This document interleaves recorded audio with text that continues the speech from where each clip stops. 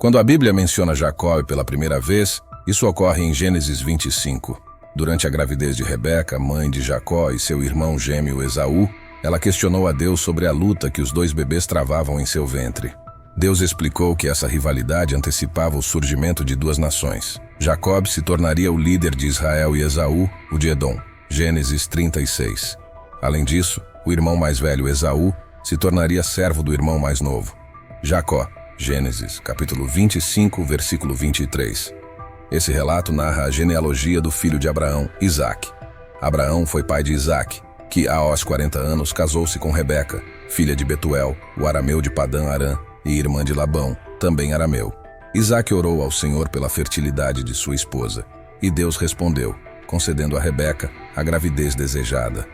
Durante a gestação, Rebeca perguntou a Deus sobre a agitação em seu ventre, e ele revelou que duas nações estavam se formando em seu interior, destinadas a se separar.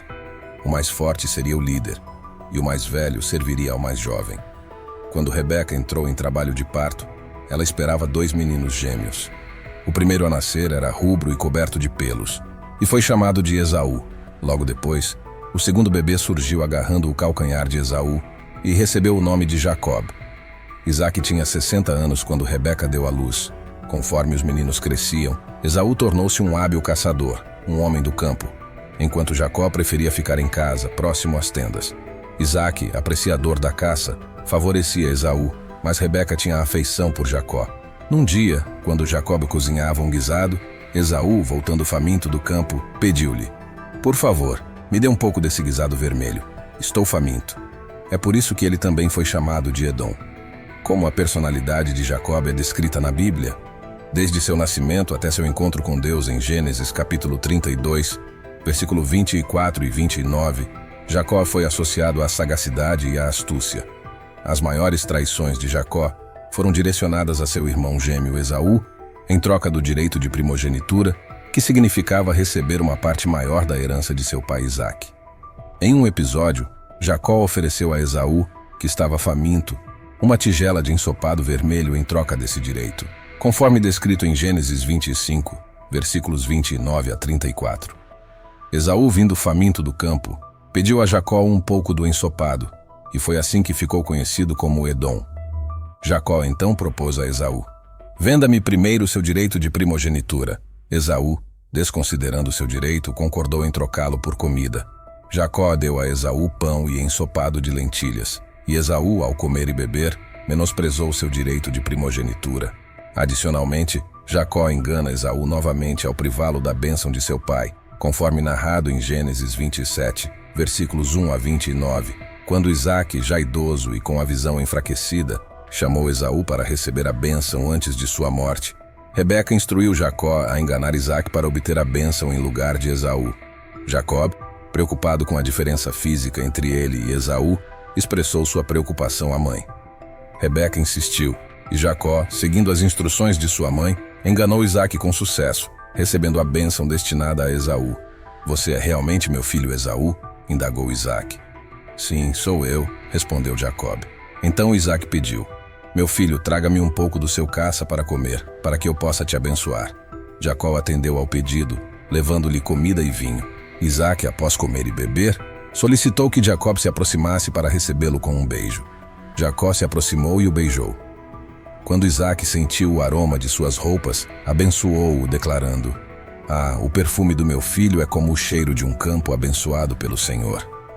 Que Deus lhe conceda o orvalho dos céus, a fertilidade da terra, uma colheita abundante de cereais e vinho fresco. Que as nações o sirvam e os povos se curvem diante de você. Seja Senhor sobre seus irmãos, e que os filhos de sua mãe se curvem diante de você. Que aqueles que o amaldiçoarem sejam amaldiçoados, e os que o abençoarem sejam abençoados." Isso provocou a ira de Esaú, levando-o a planejar matar seu irmão mais novo. Para escapar do perigo, Jacó fugiu em direção à terra natal de sua mãe. Durante sua jornada, ele teve uma visão de anjos e uma escada que se estendia até o céu. Ao chegar a Harã, encontrou seu equivalente em seu tio Labão, Gênesis 29.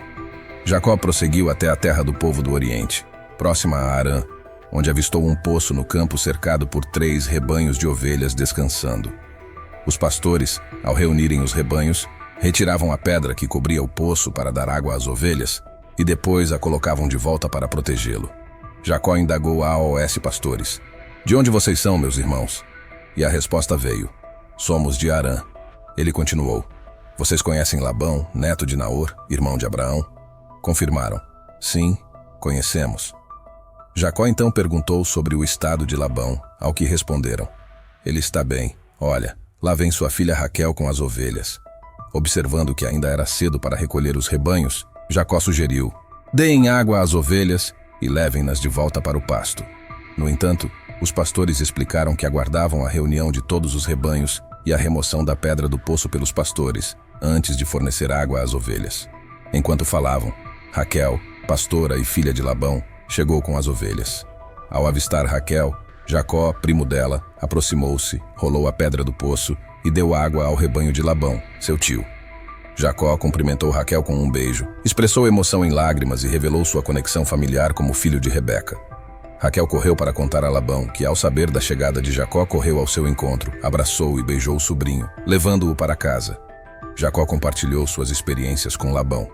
Ao ouvir isso, Labão acolheu Jacó, dizendo: "Você é osso dos meus ossos e carne da minha carne." Jacó permaneceu com Labão por um mês. Posteriormente, Labão questionou Jacó sobre a possibilidade de receber uma compensação pelo trabalho, considerando que eram parentes. Jacó propôs trabalhar por 7 anos, em troca do direito de se casar com Raquel, a filha mais nova de Labão. Concordando com a oferta, Labão respondeu: "É melhor que você a tenha em casamento do que outro homem. Fique e trabalhe comigo." Jacó dedicou 7 anos de trabalho árduo a Labão, em troca do privilégio de se casar com Raquel. O amor que sentia por ela fez com que esses anos parecessem apenas alguns dias. Ao final desse período, Jacó abordou Labão e solicitou: "Dê-me minha esposa, pois já completei meu tempo de serviço, e assim poderei tê-la como minha esposa." Labão organizou uma festa de casamento com vinho, reunindo todos os homens da região. Contudo, durante a noite, Labão levou Lia, a filha mais velha, até Jacó, e o casamento foi consumado. Como parte do acordo, Labão também entregou Zilpá, sua serva, para ser criada de Lia. Ao despertar na manhã seguinte e perceber a troca, Jacó questionou Labão, expressando sua decepção: "O que você fez comigo? Não trabalhei 7 anos por Raquel. Por que você me enganou dessa forma?" Labão explicou que não era costume casar a filha mais nova antes da mais velha, e propôs que Jacó completasse uma semana de celebração com Lia. Após esse período, Raquel seria concedida a Jacó em troca de mais 7 anos de serviço. Embora desapontado, Jacó concordou, cumpriu a semana de celebração com Lia e, em seguida, Labão permitiu que Jacó se casasse também com Raquel, sua segunda filha.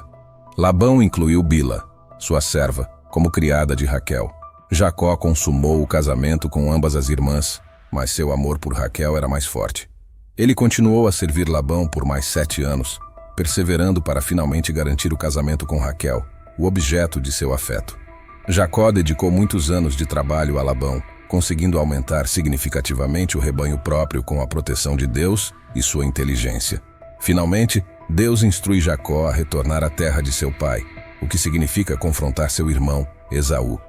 A incerteza paira sobre Jacó.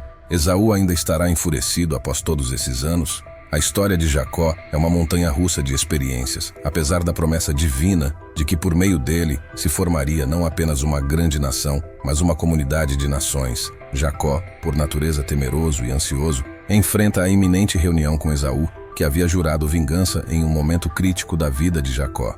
Os desafios e receios de Jacó estão à beira de se concretizar. Fugindo de Labão, irritado com o tratamento que recebeu de seu sogro, Jacó agora se vê diante de um Esaú furioso, temendo pela própria vida. Jacó elabora um plano, enviando presentes através do rio Jaboque, junto com suas mulheres e filhos, na esperança de acalmar seu irmão.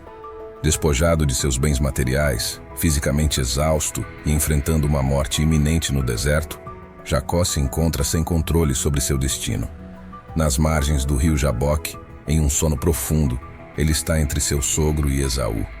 Exausto demais para lutar, Jacó entra em uma luta mais profunda e significativa.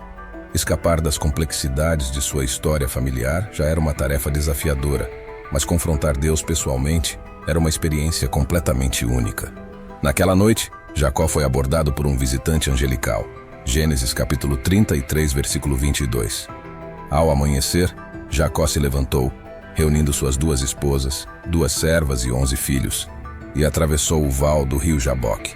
Após enviá-los para o outro lado do riacho junto com todas as suas posses, Jacó ficou sozinho e enfrentou um homem numa luta que perdurou até o amanhecer. Ao longo de sua vida, Jacó enfrentou desafios, desde o seu nascimento em conflito com Esaú até desentendimentos com Labão. Contudo, pouco antes de reencontrar Esaú, Jacó vivenciou o momento mais desafiador de sua existência. Aquele que havia agarrado o calcanhar de seu irmão, agora se agarrava à presença física do Deus vivo. Quando o homem percebeu que não podia vencê-lo, tocou na articulação do quadril de Jacó, deslocando-o durante a luta. O homem pediu para ser liberado, argumentando que já amanhecia, mas Jacó insistiu, declarando que só o libertaria se fosse abençoado. Ao questionar o nome de Jacó, o homem revelou: "Não serás mais chamado Jacó, mas Israel, pois lutaste com Deus e com homens e prevaleceste." Jacó pediu para saber o nome do homem, mas ele respondeu: "Por que perguntas pelo meu nome?" E o abençoou ali. Então, Jacó nomeou o lugar de Peniel, pois ali havia visto Deus face a face, e sua vida foi poupada. O sol começou a brilhar sobre Jacó, enquanto ele passava por Peniel, mancando devido ao seu quadril. Até hoje, os israelitas abstêm-se de comer o tendão na articulação do quadril, em memória do toque próximo desse tendão no quadril de Jacó. Vale ressaltar que, neste ponto da história, Jacó tem 79 anos. Portanto, é improvável que ele represente um desafio físico para um anjo. Embora não haja dúvida de que um confronto físico tenha ocorrido, não devemos enfatizar isso como o cerne da questão. Quando o texto menciona que o oponente de Jacó não conseguiu vencê-lo, não está sugerindo uma vitória física de Jacó. A facilidade com que o homem causa danos físicos a Jacó indica que qualquer limitação deve ser de natureza espiritual, não física. Se o lutador não pode superar Jacó espiritualmente, é porque Jacó não está disposto a ceder. A virada acontece quando o homem ameaça partir sem fornecer garantias da assistência de Deus. E é nesse momento que Jacó revela sua disposição de negociar nos pontos críticos. Isso sugere a prontidão de Jacó em se submeter às demandas de Deus sobre ele. Sua perseverança agora joga a seu favor, pois está disposto a ir até as últimas consequências. A bênção se manifesta na mudança de nome, um evento significativo para Jacó, cujo nome se tornou uma representação de seu caráter ao longo da história. Mudar o nome de alguém era uma forma de exercer autoridade sobre essa pessoa. Jacó aceita a mudança de nome, indicando sua disposição em aceitar uma transformação de caráter.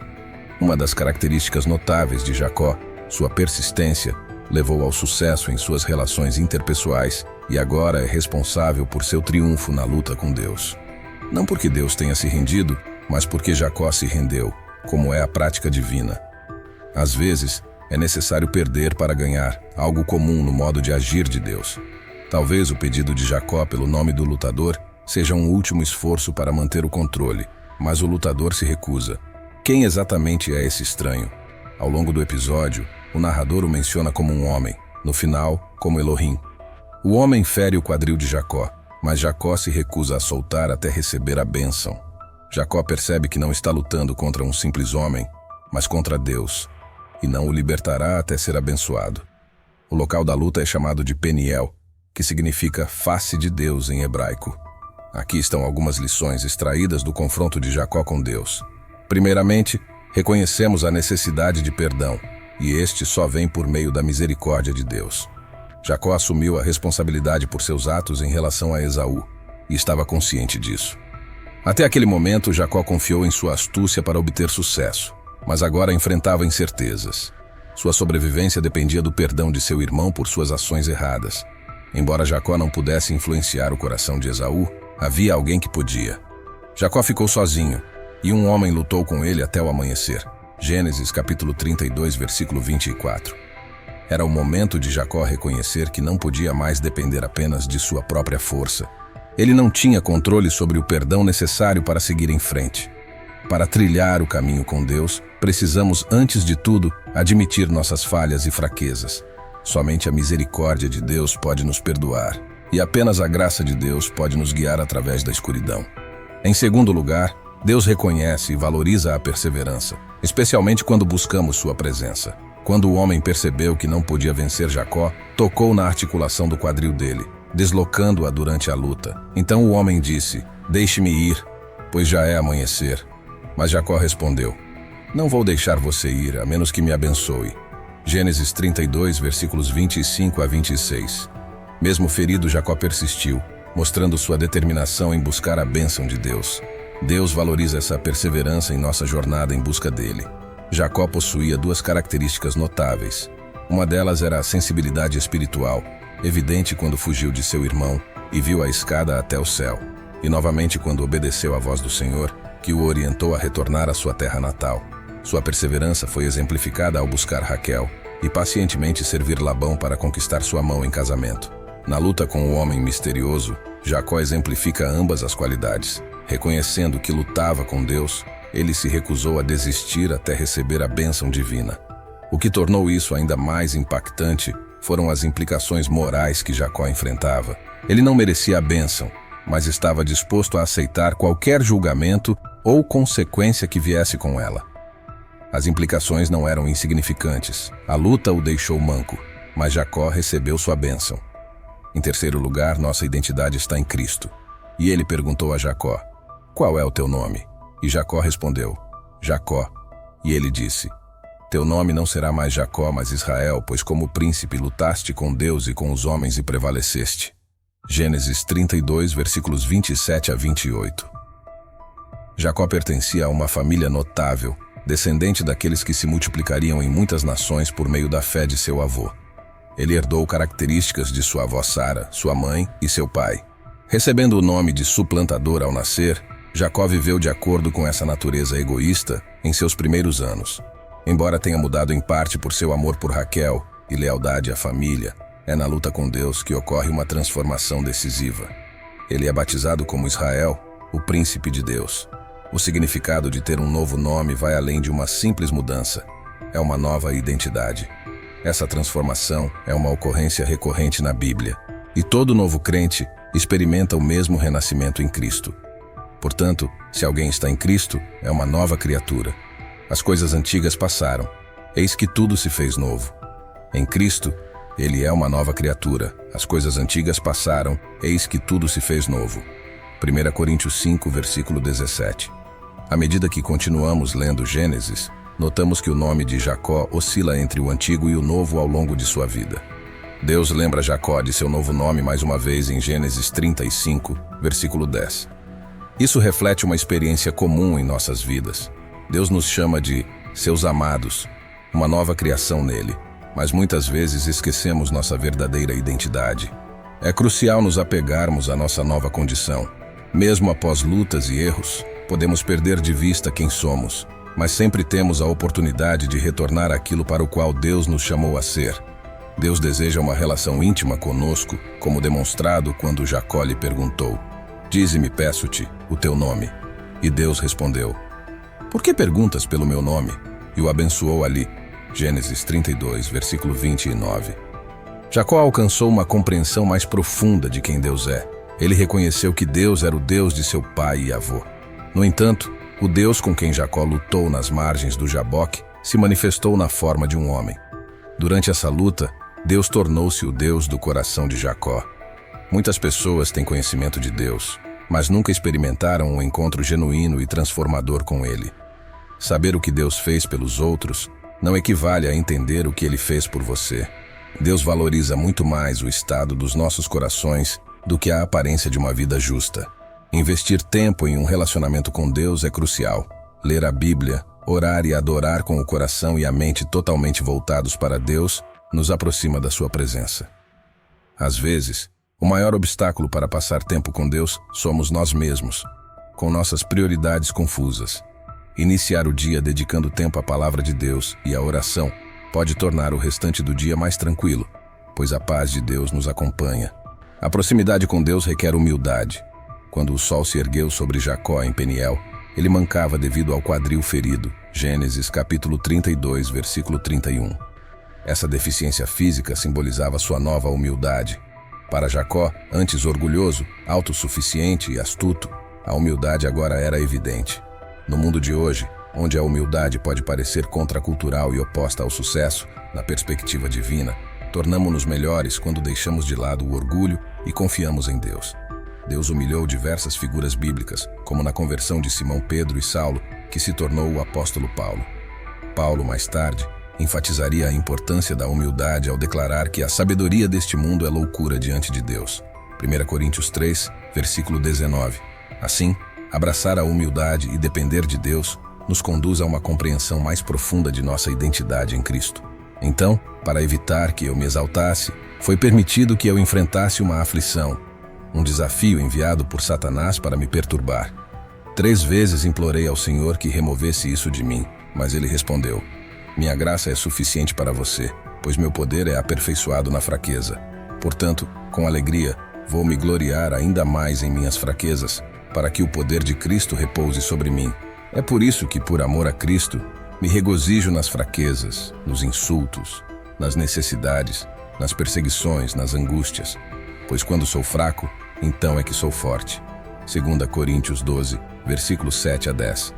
Embora ninguém deseje enfrentar a vida com deficiências ou aflições que os mantenham humildes, Deus compreende nossas necessidades e reconhece que nossa dependência dele, em vez de em nós mesmos, é a verdadeira fonte de força. O sol se erguia sobre Jacó enquanto ele se afastava mancando. Agora ele tinha uma nova aflição, mas também uma nova identidade, um novo nome e uma intimidade renovada com Deus. Deus deseja abençoar você. Quando ele nos faz lutar por bênçãos, não é porque hesita em nos abençoar, embora possa parecer assim no início. É porque ele reserva mais bênçãos para nós quando lutamos do que quando não o fazemos. Lembre-se de que Deus buscou Jacó para esse confronto. Deus foi o catalisador. Quando Deus apareceu, Jacó estava imerso em sua ansiedade por Esaú e na iminência da destruição. A luta tirou Jacó desse transe temeroso, forçando-o a focar em Deus. Pode ser que, inicialmente, Jacó não desejasse ou achasse que precisasse desse foco forçado. Ele poderia até ter orado no início: Deus, afasta este desafio de mim. Isso é exatamente o que não preciso agora. No entanto, ele descobriu que a luta era um meio para a bênção de Deus sobre ele. O mesmo princípio se aplica a nós. Continue a lutar. O que você realmente precisa de Deus agora? Não deixe Deus partir até que ele o abençoe em sua angústia, medo e incerteza. Deus o encontrará. Talvez de maneira inesperada.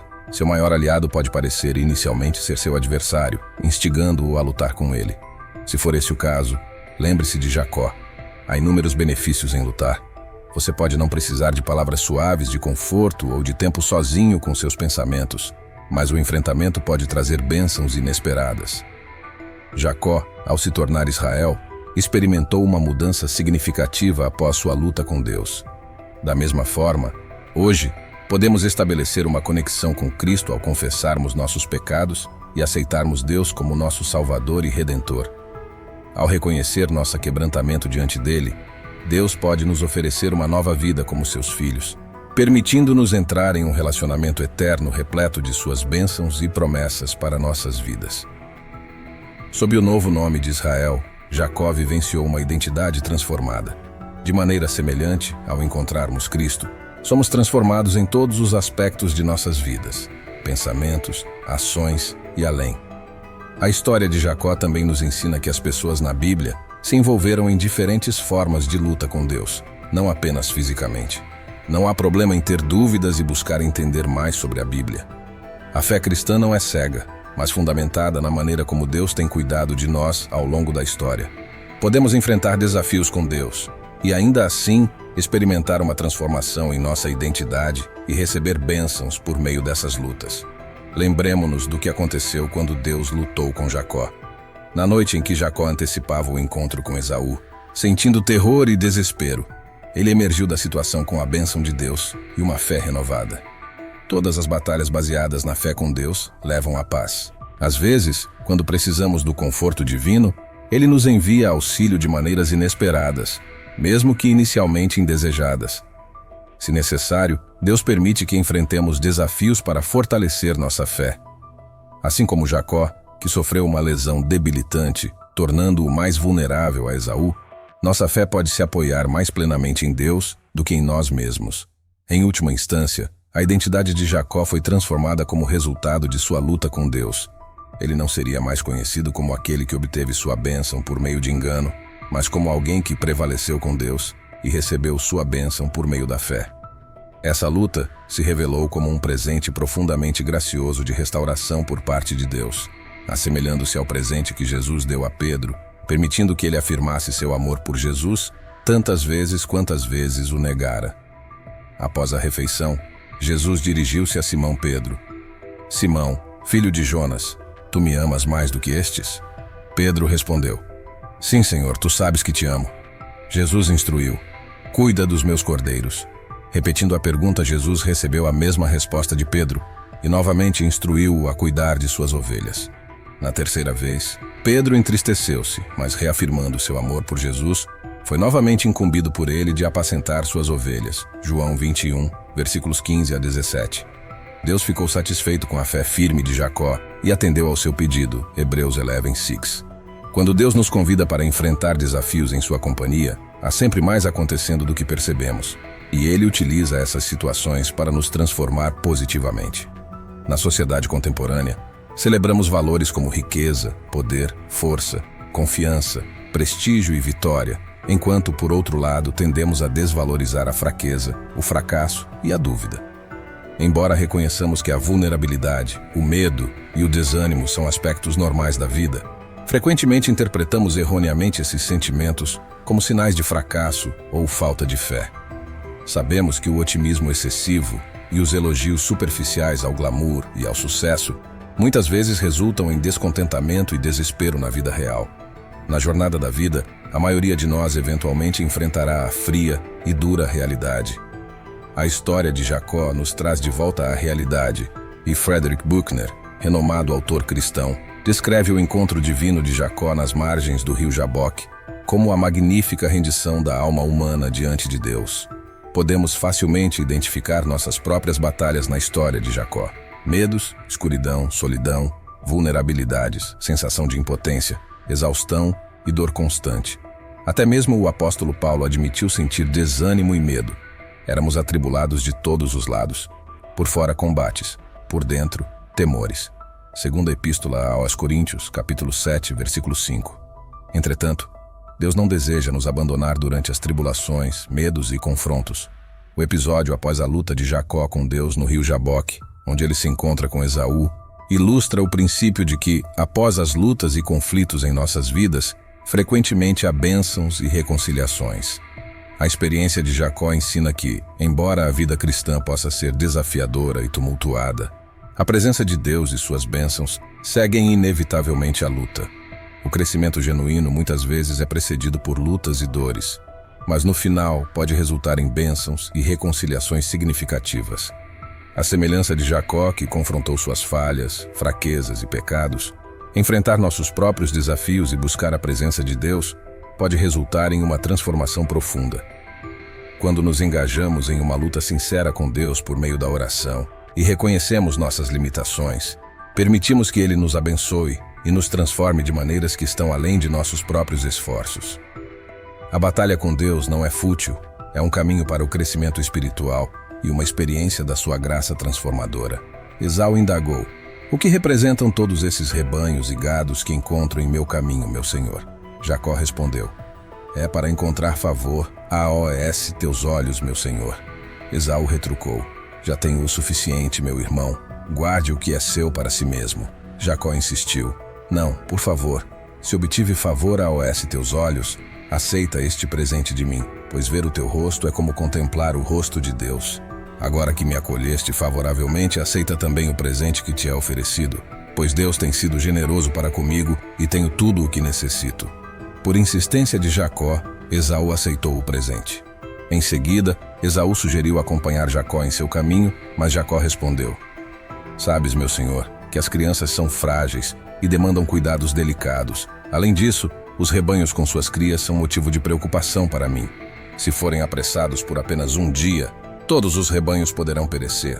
Peço que meu senhor vá adiante de seu servo, enquanto eu sigo mais lentamente, guiado pelo passo do gado e pela resistência das crianças, até que eu alcance meu senhor em Seir, em Edom.